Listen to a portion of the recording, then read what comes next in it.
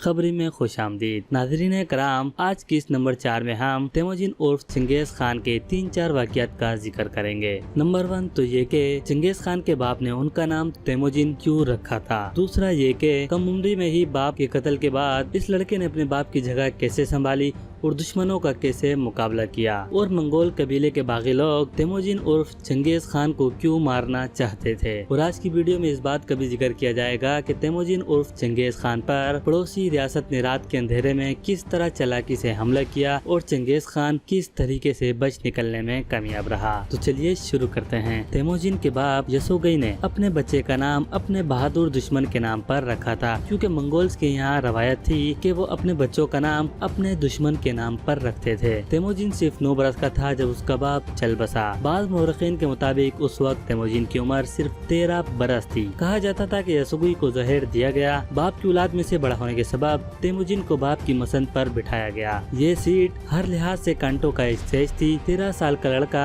जिसको सरदार बना दिया गया। उस जमाने के कबाइल और नीम वेशी माहौल में जिंदा रहना नहायत खटन और जान लेवा काम था। इस बात का अंदाजा लगाना कतई मुश्किल नहीं कि तेमुजिन को इब्तिदा से ही किन नामुसाइद हालात का सामना करना पड़ा। तेमुजिन जिस्मानी तौर पर अपने हम उम्र लड़कों से मुमताज नजर आता था। इसके शान हमवार और जिल्द गंदमी माइल थी। आँखों के खानदानी भूरेपन के सबब भूरी आँखों वाला मंगोल कहलाते थे। तिब्बतन वो कमगो था, लेकिन जब बात करने के लिए लब हिलाता तो दूसरा कोई लब ना हिला पाता। तेमुजिन उर्फ चंगेज खान छोटी उम्र में ही घुड़सवारी का खौफ खत्म कर चुका था, लेकिन मंगोल दस्तूर के मुताबिक अभी तक इसका शुमार बच्चों में किया जाता था। लेकिन एक झड़प के नतीजे में इसके हाथों इसके सौतेले भाई के कत्ल ने इसे जंगजुओं की फहरस्त में शामिल कर दिया। अब इसे मर्दों के साथ बैठकर खाना खाना और अलाव के गिर्द बैठने की इजाजत थी। इससे कबल वो बच्चों के साथ लड़ झगड़ कर खाने पर मजबूर था। मंगोलों का कौल था कि जो लड़े झगड़ेगा नहीं वो चरागाह कैसे हासिल कर सकता है। यानी मंगोल की रस्मों रवायत के मुताबिक चरागाहों यानी दरियाई माश के लिए कत्लो गारतगिरी करना और जंगजू होना लाजमी था।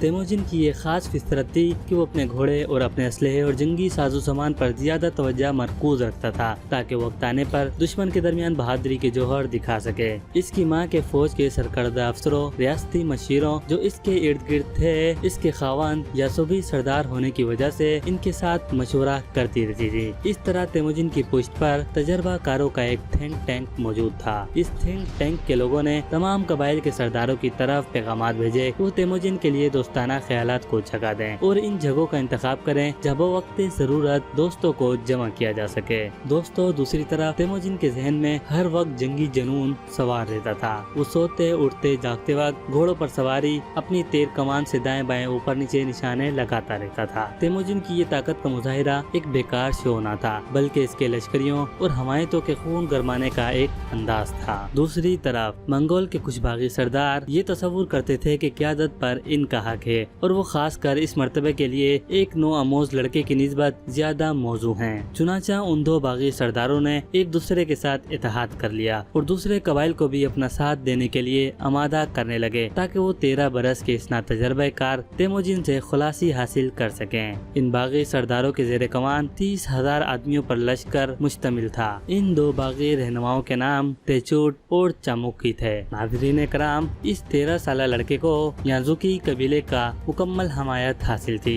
याजुकी कबीले के जेर तसर्रुफ इलाका सब्जे के लिहाज से बेहतरीन था। 2 नदियों का पानी से शराब करता था, चारा वाफर मिकदार में था और पीने के पानी की भी कोई किल्लत नहीं थी। ये सब खूबियाँ उस दौर के लिहाज से ऐसे थी जिनकी हिफाजत के लिए जंगजुओं की तलवारों की जरूरत थी। याजुकी कबीले की बदनसीबी ये थी कि उसे मंगोल के बहुत से लोग छोड़कर चले गए थे, जिनमें अक्सरियत जंगजुओं की भी थी, और इस कबीले के पास अपना दिफा करने के लिए ना तो कोई खास साजो सामान था और ना ही खास जंगजुओं की तादाद थी। याजुकी कबीले की जो सबसे बड़ी दुश्मन थी वो ताइजोत कौम थी, और इस ताइजोत कौम का सरदार तरगा ताई था। तरगा ताई अपनी कौम के लिए बहुत कुछ तलाश करने का मुतलाशी था। वो अपनी कौम को महकूम कौमों से निकालकर हाकिम कौमों में शामिल करने का ख्वाहिशमंद था। सरदार तरगा ताई मंगोलों का सबसे बड़ा दुश्मन था, लेकिन याजुकी कबीले के सरदार की वजह से उन पर हमला करने से डरता था। जब याजुकी के मरने की खबर उन तक पहुंची तो ताई सरदार खुशी से पागल हो गया। उसने समझ लिया कि बस यही मौका है जिसको उसका बरसों برسوں سے انتظار تھا وہ گھڑی آن پہنچی ہے۔ اس نے اپنے قبیلے کے لوگوں کو اکٹھا کیا اور انہیں یہ خوشخبری سنائی۔ لوگوں نے دریافت کیا کہ اب کیا لائحہ عمل اختیار کرنا چاہیے۔ تائی سردار کا جواب تھا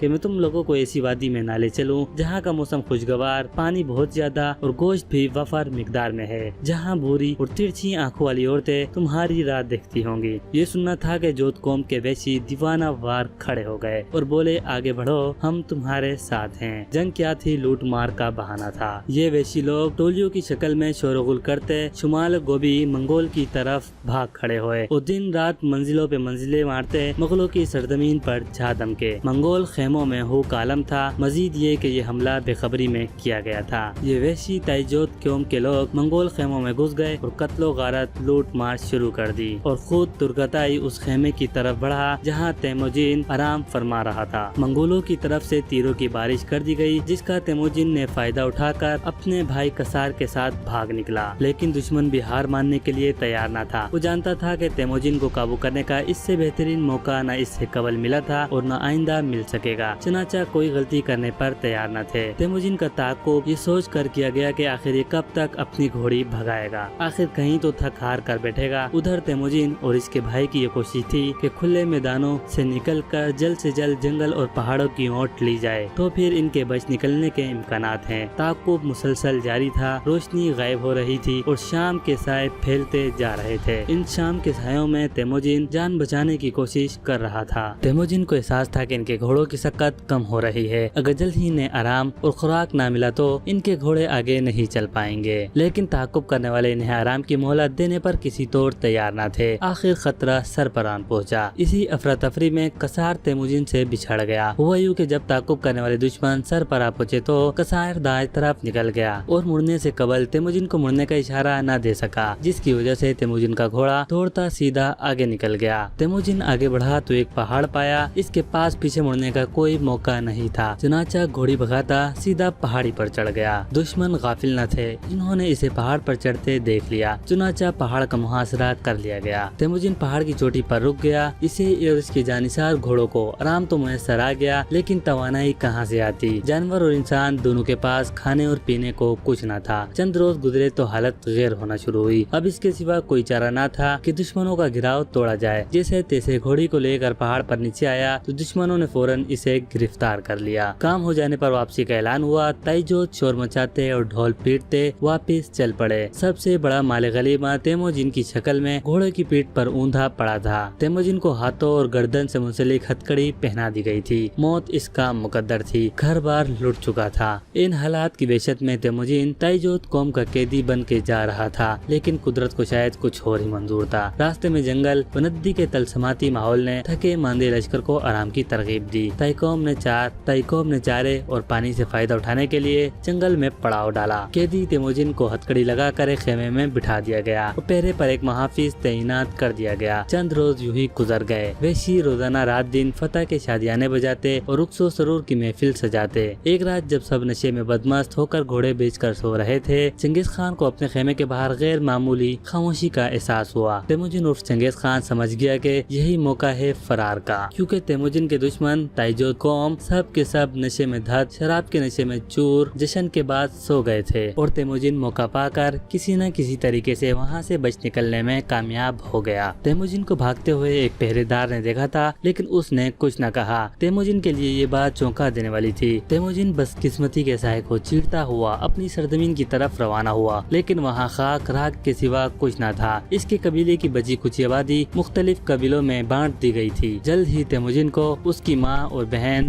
ایک دوست کے خیمے میں بے بسی کی حالت میں مل گئے۔